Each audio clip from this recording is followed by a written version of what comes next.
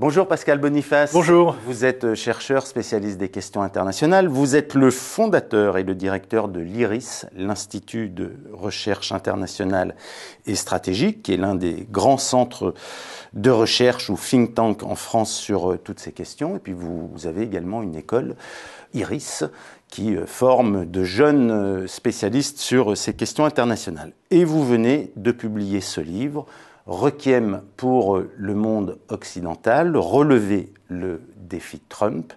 C'est un regard nouveau sur les relations entre l'Europe et les États-Unis. Et pour commencer à en parler, je vais commencer par une anecdote qui, je trouve, donne un peu le fil de la problématique de votre livre. C'est sous la présidence Sarkozy, il est décidé de faire un livre blanc sur la défense. Donc c'est un exercice de brainstorming où des experts construisent des scénarios à 25 ou à 30 ans. Et l'un de ces experts, qui est un haut fonctionnaire du ministère de la Défense, racontez-vous, a voulu interroger le scénario suivant. Les États-Unis peuvent-ils constituer un risque grave pour la sécurité internationale dans les 20 prochaines années ? La personne qui coordonne ce livre blanc lui répond « C'est une excellente question, mais non, ça serait trop gênant de la poser. » Donc, on évacue ce scénario-là. Ça en dit long, effectivement, puisque normalement, l'analyse de prospective doit permettre d'ouvrir toutes les portes et toutes les hypothèses, puisque c'est notre avenir qui est en jeu. Et là, la question est tellement taboue que même l'évoquer sous une forme tout à fait hypothétique, sous une forme tout à fait conditionnelle, paraît comme une grossièreté et effectivement, certainement que beaucoup de médias auraient fait des gorges chaudes en disant voilà, la France est devenue l'ennemi des États-Unis. Mais en tous les cas, le fait que l'on s'interdise même de réfléchir à cette hypothèse, qui n'est quand même pas tout à fait hasardeuse, puisque on voit bien des points où les États-Unis s'opposent à la France. On le voit, on l'a vu avec l'affaire Alstom, on l'a vu avec d'autres enjeux. Et donc là, non, eh bien, s'il y a une sorte, on parle souvent du politiquement correct à tort et à travers, là, il y a un stratégiquement correct, l'ennemi c'est en face, les amis ce sont les autres, et donc il est interdit de challenger cette simple question. Alors dans votre livre, vous racontez très bien cette sorte de dépendance volontaire par rapport aux États-Unis. C'est une dépendance qui remonte bien évidemment à la Deuxième Guerre mondiale et à la libération de l'Europe par les Soviétiques, mais aussi par les États-Unis.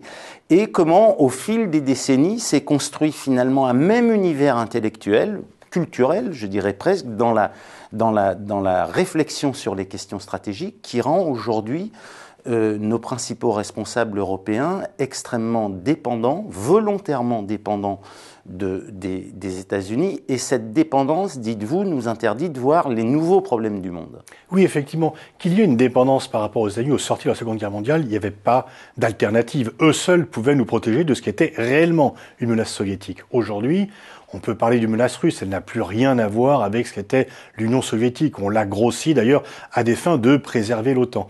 Mais au fur et à mesure des années, s'est construite une communauté stratégique, baignée finalement, une sorte de bain amniotique dans lequel tout le monde baigne, et on est habitué effectivement à des raisonnements, ce qui fait qu'il est difficile d'en sortir. Parce que on peut parler des réseaux russes, ils sont quand même très légers par rapport à ce que sont les sources d'influence américains. Les réseaux d'influence russes, hein, oui. Ce qu'on a beaucoup chroniqué, comment depuis 4-5 ans, le régime de Poutine a mis en place. Ça existe parce qu'ils se mettent également à ce jeu-là. Et il y a effectivement des gens qui relaient de façon zélée les thèses russes, mais ce n'est rien par rapport à ceux qui relaient sans même s'en rendre compte parce qu'ils les ont totalement intégrés, les thèses américaines, parce que du cinéma aux questions stratégiques, eh bien la culture américaine envahit quand même largement l'espace public français. Et d'ailleurs, ce n'est pas un hasard si, dès le début, dans les accords Bloom-Burns, les États-Unis ont insisté pour que le cinéma puisse avoir accès au public français pour aller un peu influencer. Et dans mon domaine professionnel, que je connais un peu depuis assez longtemps que j'y traîne, finalement, les grands think tanks, les grandes universités, les grandes théories, elles viennent tous des États-Unis. Et le programme auquel j'ai participé, parce que j'ai été invité, d'invitation par les différents programmes qui vous acculturent à la culture stratégique, enfin qui vous rendent finalement tout à fait intégrés dans la culture stratégique américaine, et après vous ne voulez pas rompre avec cela parce que vous êtes dans la famille. Et alors, si on vous a appris pendant des années que on avait tous les mêmes intérêts, après vous ne voulez pas vous fâcher avec des gens que vous fréquentez depuis tant et tant. Alors c'est ça, parce que vous racontez justement tout ce ce réseau, cet entrelac de fondations, de centres de recherche, de systèmes d'invitation dans ces fondations et centres, de bourses d'études, d'accompagnement. Là, c'est donc tout ce soft power, comme il est convenu de l'appeler, dans les domaines de défense, de sécurité internationale, de relations internationales, il domine aujourd'hui très très largement. Et depuis le départ, parce que les études stratégiques ont été lancées aux États-Unis. Lorsque j'étais un jeune chercheur, être invité aux États-Unis, c'était une reconnaissance formidable. Ouais. Vous rentriez dans le vrai monde. Et quand vous êtes accepté dans un monde qui n'est pas le vôtre, vous êtes reconnaissant et vous adhérez à la culture du club qui vous fait l'honneur de vous inviter. Ça a été exactement la même chose au sortir de la guerre froide pour tous les spécialistes d'Europe de l'Est, qui passaient d'un monde où ils n'avaient pas aucune liberté d'expression et des moyens limités, où tout d'un coup on dit parlez librement et en plus on va vous aider matériellement pour aider à vos recherches. C'était forcément une aubaine pour eux.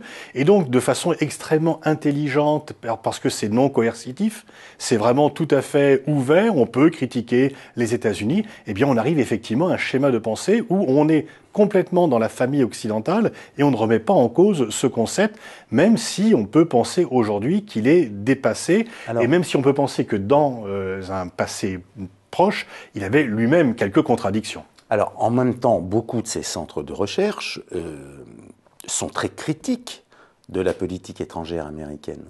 Alors, ils sont critiques si on prend la fondation Carnegie, si on prend... Alors, vous avez quelques think tanks qui vont être critiques de la politique de Trump, parce que Trump remet en cause les codes habituels.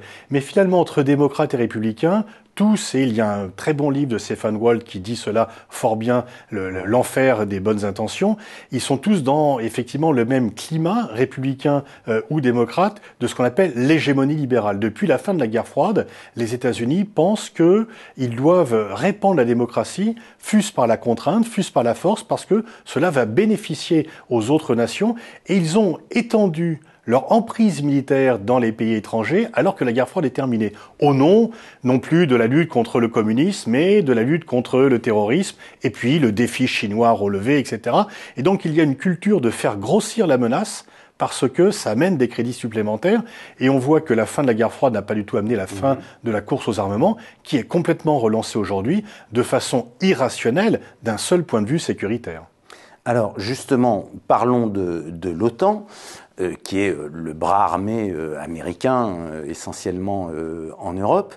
Et vous dites, d'une certaine manière, l'OTAN n'a cessé de survaloriser ou de construire une menace russe pour justifier de la continuité de son existence, d'abord, parce que après 89 et la chute de l'URSS en 91, à quoi sert l'OTAN ?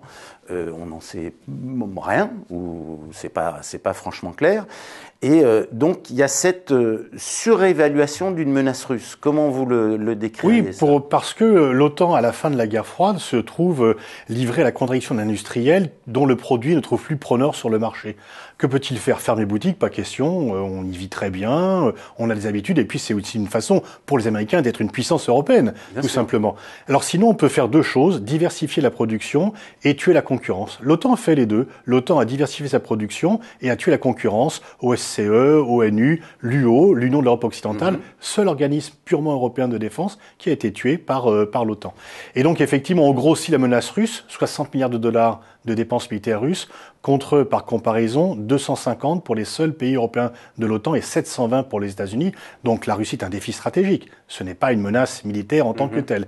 Mais on a besoin de la stimuler pour justifier l'existence de l'OTAN. Seul organisme, seule alliance qui a survécu à la menace qui a suscité sa création. Mitterrand avait mis en garde dès le sommet de l'OTAN de 91. Et je publie dans le livre la note manuscrite qu'il avait laissée à Jean Musitelli. C'était son porte-parole en disant « Attention, l'élargissement de l'OTAN va crisper la Russie ». Ça a été fait pour cela. Et donc, on élargit l'OTAN alors qu'on avait promis à Gorbatchev de ne pas le faire lors de la réunification allemande. Du coup, la Russie s'est crispée. Et une fois qu'elle a reconstitué ses forces, ce qui n'était pas le cas dans les années 90, la Russie, qui estime qu'elle a été humiliée dans les années 90, qu'on a profité de sa faiblesse, dit plus jamais ça. Et donc, effectivement, prend une politique beaucoup plus affirmative, voire agressive, qui justifie aux yeux de l'OTAN le fait de se renforcer.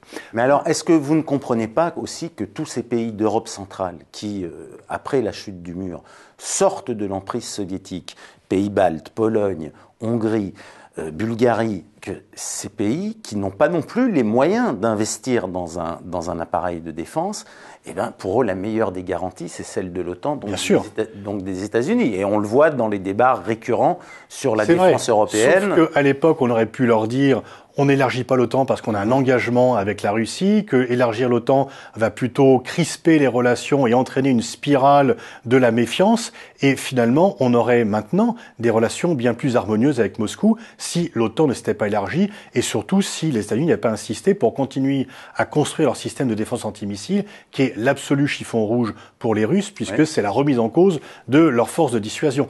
Et donc effectivement, je comprends la peur de ces pays pour des raisons historiques et actuelles, sauf qu'on est venu nourrir la cause de leur peur et qu'au lieu d'avoir une Russie qui ne demandait qu'à être un partenaire, parce qu'ils y trouvaient bien des avantages. Alors, vous vous rappelez à ce titre qu'un discours de 2001 de Vladimir Poutine, donc Poutine devient président en mars 2000, un an plus tard, il fait un discours d'ouverture envers l'OTAN sur ce qui pourrait être un partenariat renforcé, une sorte d'association, et puis le rideau va être très vite baissé. Il est baissé aussi du côté russe. Oui, bien sûr, parce que disons que ce sont les États-Unis qui, à mon avis, ont préféré être les vainqueurs de la guerre froide que les bâtisseurs d'un ordre mondial nouveau, qu'ils célébraient par ailleurs. Et lorsque Gorbatchev a accepté de sanctionner Saddam Hussein, qui pourtant était allié de l'Union soviétique, et que quelques mois plus tard, il vient demander une aide au G7, on lui ferme la porte. La France et l'Allemagne voulaient l'aider. Ça, c'est en 1991. 91, voilà. Et donc, Gorbatchev voulait ce nouvel ordre mondial. Et les Américains se sont dit, finalement, il vaut mieux une Russie affaiblie, on ne sait pas ce qui peut se passer à l'avenir, et donc nous, notre choix, c'est de mettre fin à l'Union soviétique et d'avoir une Russie plus faible. Effectivement, c'est ce pari qui a été fait du côté des Américains, dont on paye encore. Et je pense que cette mauvaise sortie de la guerre froide, on en paye encore aujourd'hui le prix, parce qu'effectivement, Poutine a une politique agressive, on le voit en Syrie, on le voit par rapport à l'Ukraine, mais du côté russe, ils vont dire, vous avez essayé d'avancer le plus loin possible, et nous, maintenant, on tient bon. Lavrov avait dit en termes très brutaux à Laurent Fabius, vous nous avez baisé sur la Libye, vous nous baiserez pas sur la Syrie. Est-ce qu'on peut dire, c'est dit parfois dans la presse américaine, dans des polémiques très vives, que les États-Unis pourraient être aujourd'hui considérés comme un État voyou, si on reprend cette formule anglo-saxonne du rogue state, si on pense au discours de Bush au lendemain du 11 septembre sur l'axe du mal, est-ce que les États-Unis cochent un certain nombre de cases qui définissent ces fameux États voyous, selon vous? Alors, les États-Unis sont une démocratie, ne sont pas une dictature comme l'étaient la plupart des rogue states, mais toutes les dictatures n'étaient pas condamnées par les États-Unis. Absolument. Je pense notamment à l'Arabie Saoudite. Par contre, il y a de nombreux points qu'ils cochent. La course aux armements, et finalement le développement d'un arsenal nucléaire qu'ils interdisent aux autres mais qu'ils se permettent largement de développer, mais surtout les nombreuses violations du droit international et le fait que la loi internationale, la règle universelle n'est pas bonne pour eux et qu'ils peuvent s'en dispenser.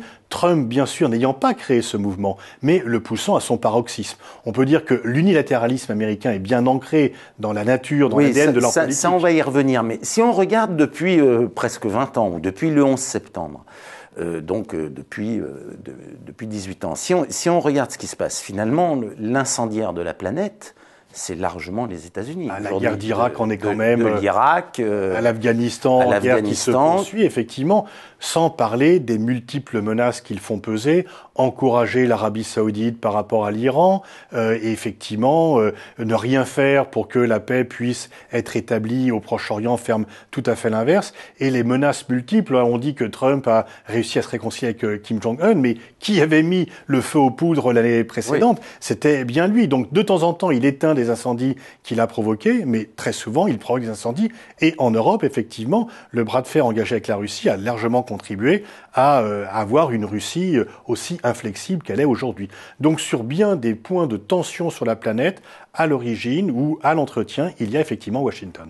Alors, ce que vous expliquez dans votre livre, c'est que dans un monde interconnecté, la gestion des relations internationales doit passer par le multilatéralisme. C'est le seul moyen d'arriver à gérer des équilibres entre des grands ensembles géopolitiques qui sont profondément connectés et entrelacés. Et ce que vous expliquez dans le même temps, c'est que les États-Unis, et vous dites c'est presque dans l'ADN de la politique étrangère américaine, c'est une vision d'abord unilatérale. Oui, ça date des origines, mais à l'origine, les États-Unis étaient déconnectés du monde. Donc effectivement, la destinée manifeste des États-Unis, c'était de répandre la liberté, mais les États-Unis n'avaient pas le poids qu'ils ont dans les affaires mondiales. On peut dire que au moment où ils ont été les plus puissants, entre 45 et 49, monopole de l'arme nucléaire, à peu près la moitié du PIB mondial, ils sont assez multilatéralistes. Oui, parce qu'ils acceptent l'ONU, le GATT, le FMI, etc. Et puis on peut dire que, en fait, tant qu'il y avait la concurrence soviétique, ils devaient faire attention à leurs alliés, parce qu'ils en avaient besoin. Et finalement, au cours de la guerre froide, les États-Unis ont été plus respectueux de l'avis de leurs alliés européens que Trump ne l'est aujourd'hui, alors que ces alliés européens ont nettement moins besoin de la protection américaine, qu'ils peuvent voir même parfois comme étant une menace potentielle, qu'ils en avaient besoin pendant la guerre froide. Et donc les États-Unis, ayant gagné la guerre froide, se sont sentis libérés de toute contrainte, et l'unitarisme que Trump pousse jusqu'à l'extrême était déjà auparavant, en 98. Ce que vous expliquez, c'est que c'est finalement Bill Clinton qui vraiment installe comme une ligne diplomatique qui est inchangée depuis, cette vision unilatérale. Tout à fait. Quand vous dites que la seule nation indispensable sont les États-Unis, cela veut dire quelque chose, et c'est bien avant la guerre de 2003, Bill Clinton qui a commencé à bombarder l'Irak contre tout accord onusien, sans aucun feu vert, etc. Ensuite, Bush l'a beaucoup multiplié. Obama est arrivé, mais l'amende de 9 milliards de dollars à la BNP, c'est pendant qu'Obama est président. Et lorsque François Hollande essaie d'intervenir, Obama dit « Ah non, je n'y peux rien, c'est la justice américaine qui est quand même quelque chose... » Bon, et parce qu'il y a aussi le poids du Congrès. Le Congrès pousse beaucoup aussi cet unilatéralisme, notamment par méconnaissance profonde du système international de par les élus. Les congressistes qui sont élus tous les 2 ans n'ont pas le temps de s'occuper d'affaires internationales. Ce n'est pas rentable électoralement. Et ce qui est très problématique avec les États-Unis, c'est cette différence entre la méconnaissance totale, ou profonde en tous les cas, du monde par les élus américains et le poids qu'ont les États-Unis sur les affaires mondiales. Alors, vous écrivez dans votre livre, et j'aimerais des explications complémentaires, que la gestion faite par Trump aujourd'hui de sa relation avec l'Iran, avec la dénonciation de l'accord nucléaire sur l'Iran, est encore plus grave que celle de Bush fils avec l'Irak. Oui, parce que finalement, Bush n'a pas décrété des sanctions et n'a pas demandé à tous les pays européens qui étaient contre la guerre d'Irak décréter des sanctions commerciales. Aujourd'hui, Trump est doublement dangereux, non seulement parce qu'il remet en cause l'accord nucléaire iranien qui garantissait d'éviter 2 catastrophes, un Iran avec des armes nucléaires ou une guerre pour empêcher l'Iran d'avoir des nucléaires. C'est déjà grave en soi. Mais pire encore, c'est qu'il veut donc punir et menace de sanctionner tout pays et toute société qui n'est pas américaine si elle continue à commercer avec l'Iran. C'est donc une atteinte par la législation américaine extraterritoriale qui s'est développée et qu'on développe de plus en plus. Et donc, c'est une remise en cause de notre souveraineté absolument fondamentale. Là, on est plutôt dans la relation que l'Union soviétique avait avec les pays du pacte de Varsovie, plutôt que les relations qu'ont un allié, fût-il le plus fort et fût-il le patron de l'Alliance, avec ses autres alliés. Pendant la guerre froide, lorsque les pays européens ont voulu faire le gazoduc qui venait d'Union soviétique, alors que c'était Brejnev qui était au pouvoir, Reagan a dit « il n'en est pas question », les Européens l'ont fait néanmoins. Et donc là, on aurait moins de marge de manœuvre par rapport aux États-Unis qu'on en avait pendant la guerre froide. Et donc là, c'est vraiment essentiel. Soit nous cédons au chantage de Trump et on peut dire bye bye la souveraineté, et c'est pas la peine de faire des débats sur l'Europe puissance, etc., puisque c'est aujourd'hui l'Iran, mais ça peut être demain Cuba, après-demain la Russie, etc. Bah, les grands groupes ont déjà cédé. Vous citez le patron de Total, qui dit « mais moi, 40% de mes actionnaires sont américains et mes transactions sont en dollars, donc je suis obligé de me plier à... » Ce qui remet un peu en question l'idée de champions nationaux que l'on a souvent mis en avant, puisque finalement, son gouvernement est contre la décision américaine, mais il se plie effectivement aux lois américaines. Mais en tous les cas, on doit envoyer un signal. Alors, on a créé un instrument spécial où, chose étonnante, même la Grande-Bretagne est d'accord pour suivre la France et l'Allemagne pour permettre à continuer des transactions commerciales avec l'Iran. Oui, ce qui serait des systèmes de troc, mais est-ce que ça a véritablement été mis en place? Oui, mais seules des petites compagnies pourront le faire. Mais il était quand même indispensable d'envoyer ce signal politique parce qu'une fois encore, c'est l'Iran aujourd'hui. On n'a pas eu le temps de s'organiser. Il faut le faire pour demain parce que demain, ça peut être Cuba, le Vietnam, n'importe quel pays. Et surtout, on a assez souffert avec l'euro. Lorsque l'euro a été mis en place, on nous l'a vendu comme étant une monnaie de souveraineté, notamment contre le dollar. Eh bien, faisons en sorte que ça le soit vraiment. Ça devienne une monnaie de réserve. Et que on utilise l'euro. Il n'est pas normal que Air France paye 2 fois une assurance contre le changement de cours et contre le changement du cours du pétrole parce qu'il paye son son pétrole en dollars. Les compagnies françaises devraient quand même faire plus de transactions en euros. Ce que vous racontez, finalement, c'est une sorte de grande victoire culturelle des États-Unis qui ont réussi à organiser la confusion entre les intérêts américains et les valeurs universelles. Voilà. Ils interviennent, et l'Europe, avec eux, intervient au nom de la défense de valeurs universelles, et quand on gratte, souvent, derrière, on ne trouve que les intérêts américains. C'est ce que Alors, vous expliquez. ces valeurs, d'ailleurs, ont, pendant la guerre froide, soutenu le régime d'apartheid en Afrique du Sud, Pinochet, Mobutu, le coup d'État en Indonésie. C'est les doubles standards. Les doubles standards, quand même, qui ont existé pendant la guerre Ouais. froide. Mais aujourd'hui, effectivement, si vous n'êtes pas d'accord avec les États-Unis, vous n'êtes pas d'accord avec la politique d'un État, vous n'êtes pas d'accord avec des valeurs qu'ils disent vouloir promouvoir, et du coup, La démocratie, les libertés, déplace totalement, et de nombreux confrères, qu'ils soient universitaires ou journalistes, achètent tout à fait ce discours et le reproduisent en toute bonne foi parce qu'ils ont été baignés dedans. On a des intérêts nationaux qui peuvent différer.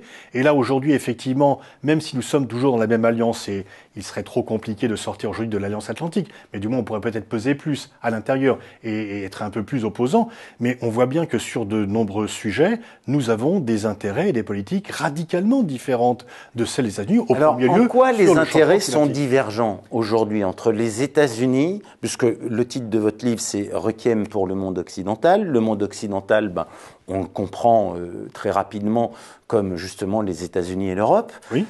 En quoi les intérêts de ces deux ensembles sont aujourd'hui divergents? Eh bien, Mitterrand l'avait dit d'ailleurs dès 91, les Américains nous mènent une guerre économique qu'ils veulent gagner. Et donc, quand vous êtes dans une guerre économique avec un État, et vous avez à Mediapart largement traité de l'affaire Alstom, c'est le comportement d'un allié que de mettre en prison un citoyen français pour peser sur l'entreprise pour qu'elle devienne américaine, alors que c'est un fleuron de l'industrie française. Si on a des alliés comme ça, on n'a pas besoin d'ennemis. Et donc on voit bien que sur le plan économique, il y a une volonté d'impérium. Les Américains défendent leurs intérêts, ce qui est normal, sauf qu'ils le font au détriment des nôtres. Et donc là, on devrait pouvoir résister. Leur comportement stratégique, sur bien des points, ajoute à l'insécurité et à l'incertitude. Et puis, le défi majeur qui se pose à l'humanité, c'est quand même bien la dégradation climatique. Et là, nous avons une vision complètement opposée de la leur. Et Ce que vous dites, on est plus proche, on pourrait passer un accord facilement avec la Chine sur la question du réchauffement climatique, et on constate qu'avec les États-Unis... Ça peut paraître paradoxal si on réfléchit en termes de monde occidental, mais la réalité est là, et la dégradation du climat pèse plus sur l'avenir de l'humanité que d'autres défis qui sont mis en avant. Alors, revenons sur l'Europe. Vous dites, mais finalement, c'est la demande récurrente de Trump depuis et dès sa campagne électorale pour la présidence, c'est que les pays européens augmentent leurs dépenses militaires. Oui. Et vous dites, mais finalement, pourquoi ? Pourquoi faut-il augmenter les dépenses militaires? Pour acheter les armes aux États-Unis. Nous avons déjà, nous, pays européens, un budget militaire qui est 4 fois supérieur à celui de la Russie. Donc si c'est pour contrer la menace russe, ça va. Et donc il y a effectivement ce toujours plus, parce qu'on fixe 2% du PIB. Mais c'est basé sur, c'est juste 2%. Ce n'est pas basé sur un besoin en termes de matériel, en termes d'analyse de la menace. On parle d'une menace russe et donc effectivement il faut se renforcer, mais sans vraiment qu'il y ait une étude point par point de cela. Mais est-ce que vous n'entendez pas l'argument dit à la manière Trump, mais qui était également dit à la manière Obama, un petit peu, sur les États-Unis ne peuvent pas durablement entretenir un système de défense européen. Il faut que les Européens... on se souvient de la guerre de Libye, l'intervention en Libye voulue par Sarkozy et Cameron n'aurait pas pu se faire sans les moyens logistiques américains. Ça aurait été mieux qu'elle ne se fasse pas. Ça aurait été mieux qu'elle ne se fasse pas. Ça, nous l'avons écrit. Mais par ailleurs, même quand ils veulent la faire, il faut derrière des moyens logistiques américains. Mais justement, l'opération au Mali a pu se faire sans les moyens américains, et celle-ci était une opération réussie. Donc on peut déjà réfléchir sur le fait, est-ce qu'il est envisageable de faire une opération sans les moyens, est-ce qu'il est légitime et utile de faire une opération de cette ampleur sans les moyens américains, pour quel résultat? Et donc c'est une vraie question. Alors que les Européens augmentent leur système de défense pour être indépendants, très bien.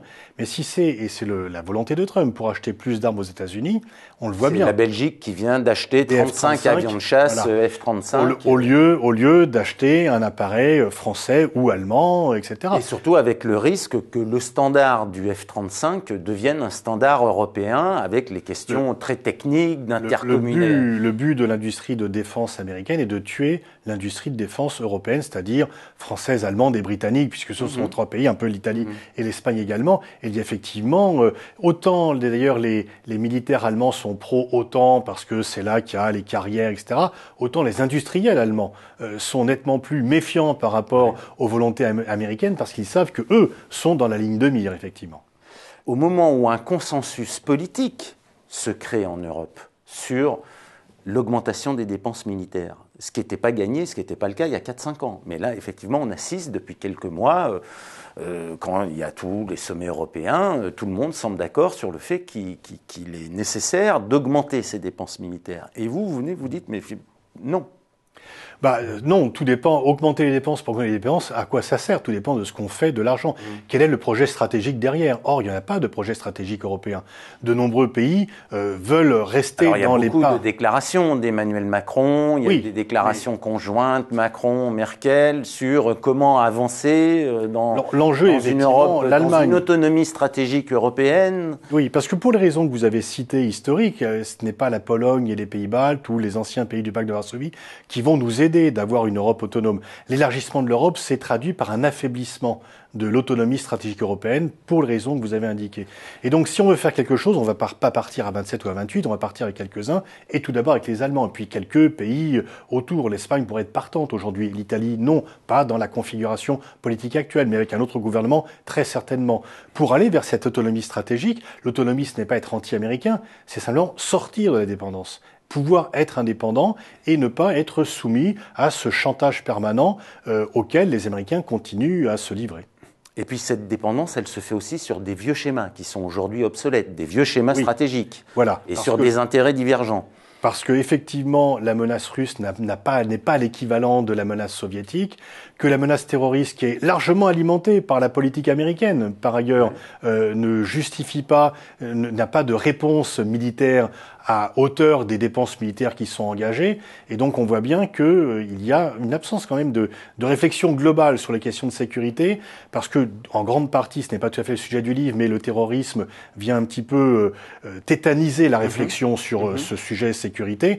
Et donc, effectivement, il est temps, le monde d'aujourd'hui, on a encore les mêmes schémas que ceux de la guerre froide. Ça fait 30 ans que la guerre froide est terminée, il serait temps de s'en rendre compte et de voir où sont réellement nos intérêts de sécurité et nos intérêts stratégiques.